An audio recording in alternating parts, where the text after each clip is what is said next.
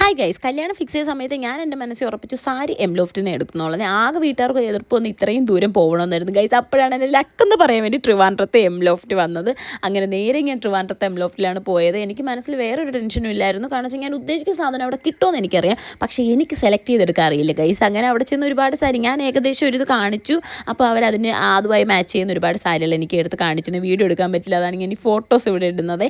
എന്നിട്ട് അത് കഴിഞ്ഞ് എന്താണോ ഞാൻ കൊടുത്ത കളറും ആ ഒരു പാറ്റേണും അതനുസരിച്ചിട്ടുള്ളൊരു തന്നെ എനിക്ക് കിട്ടി. അങ്ങനെ അവിടുന്ന് സാരി കിട്ടിയ സന്തോഷത്തിൽ നേരെ ഇറങ്ങി ഞാൻ നേരെ പോയത് കല്യാൺ സിൽക്സിലാണ്.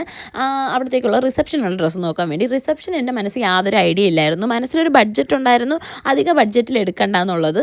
അപ്പോൾ ആ ഒരു ബഡ്ജറ്റിനുള്ള ഡ്രസ്സുകളാണ് നോക്കിയത്. അപ്പോഴാണ് എനിക്ക് ബ്ലാക്ക് കണ്ണിലൊടുക്കിയത്.